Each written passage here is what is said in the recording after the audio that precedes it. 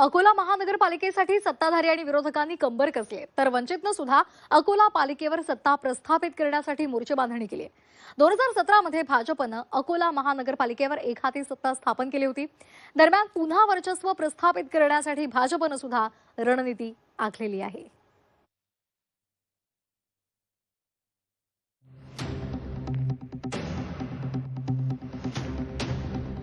अकोला महापालिकेच्या निवडणुकीचं बिगुल वाजलंय। अकोला महापालिकेची निवडणूक यावेळी अधिकच रंगतदार होण्याची शक्यता आहे। मावळत्या महापालिकेत भाजपचाच वर्चस्व होता, पण मधल्या काळात घडलेल्या वेगवेगळ्या राजकीय घडामोडींमुळे भाजपचा भूतकाळ भाजपच्या भविष्यासाठी मारक ठरण्याची शक्यता आहे। एकीकडे अकोला महापालिकेत सत्तेत असलेल्या वंचितनं पुन्हा एकदा सत्ता मिळवण्यासाठी कंबर कसली आहे, तर काँग्रेस महाविकास आघाडीच्या घटक पक्षांना सोबत घेऊन चमत्कार करू शकतो। 2017च्या महापालिका निवडणुकीत एकूण नगरसेवक होते 80, भाजप 48, काँग्रेस 13, शिवसेना 6, शिवसेना ठाकरे पक्ष 2, राष्ट्रवादी 5, वंचित 3, MIM 1 आणि अपक्ष 2। अकोल्यात विधानसभा निवडणुकीत मोठ्या प्रमाणात बंडखोरी झाली होती। या बंडखोरीचे पडसाद महापालिका निवडणुकीतही पडण्याची शक्यता आहे। भाजपचे नेते विधानसभा निवडणुकीत हरीश अलीम चंदानी यांनी वंचितकडनं निवडणूक लढवली होती, तर भाजपचे माजी शहराध्यक्ष डॉक्टर अशोक ओळंबेंनी बंडखोरी करत निवडणूक लढवली होती। निवडणुकीत त्यांना प्रत्यक्ष अप्रत्यक्ष मदत केलेल्या माजी नगरसेवकांना पक्षातनं निलंबित करण्यात आलं होतं। आता हेच नगरसेवक भाजपच्या अधिकृत उमेदवारांविरोधात निवडणुकीत शड्डू ठोकून मैदानात उतरण्याची शक्यता आहे। या माजी नगरसेवकांनी नागरिक संवाद मंचाची स्थापना केली आहे। हा मंच सत्ताधारी भाजपला घाम फोडण्याची शक्यता आहे। कित्येक वर्षापासून मला वाटते अकोल्याचा जो नावलौकिक होता हा धुळीस मिळालेला आहे। आपण पाहतो की विनयकुमार पाराशर असतील, आजही विनयकुमार पाराशरचं नाव घेतले जाते की बाबा नगराध्यक्ष कसा असावा तो विनयकुमार पाराशर सारखा असावा। सर्वांगीण विकास करण्याचा ध्यास त्यांनी त्यावेळेस घेतला होता। मध्यंतरी काळामध्ये नगरपालिकेची महानगरपालिका झाली आणि महानगरपालिका होत असताना निधी प्रचंड प्रमाणात या ठिकाणी आला, परंतु जनतेच्या ज्या समस्या आहेत त्या मला असं वाटतं की अजूनही कायम आहेत। त्या समस्याचं निराकरण करण्यासाठी या संवादाचं आयोजन करण्यात आलेलं आहे। भाजपला बंडखोरांचं आणि भाजपच्या माजी पदाधिकाऱ्यांचं कोणतंही आव्हान वाटत नाही। भाजपवर मतदारांनी कायम विश्वास दाखवलाय।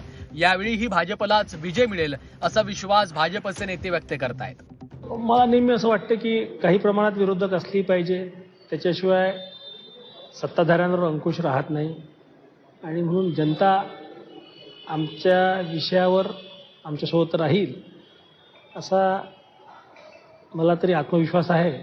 आणि हे जे असंतुष्ट किंवा हा जो विषय असते हा की एका निवडणुकीपुरता आहे असातला भाग नाही। प्रत्येक निवडणुकीत असंतुष्ट राहतात।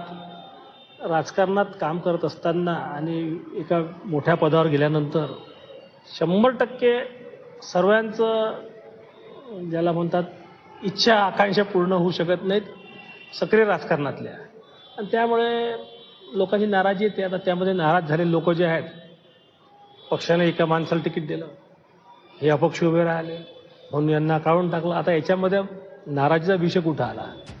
अकोला महापालिका निवडणूक भाजप, वंचित बहुजन आघाडी आणि काँग्रेससाठी प्रतिष्ठेची झाली आहे। वंचितचा करिश्मा किती चालणार यावरही निवडणुकीचा निकाल अवलंबून असणार आहे।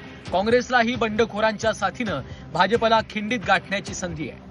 ही सगळी राजकीय गणितं असली तरी सामान्य अकोलावासियांना अनेक समस्यांचा सामना करावा लागतोय।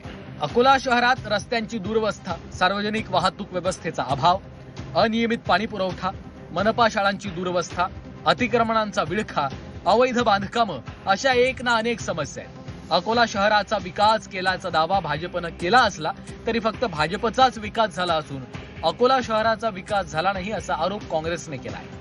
भारतीय जनता पार्टी ने अगर विकास किया होता तो आज मैं आपके सामने विधायक करके नहीं बैठा होता। भारतीय जनता पार्टी ने अकोला शहर का नहीं अपना खुद का विकास करा। उनकी प्रॉपर्टी देख लो, पिछले समय वो क्या थे और आज उनके बंगले देख लो। एक एक बंगले में 50-50 हजार का झूमर लगा हुआ है।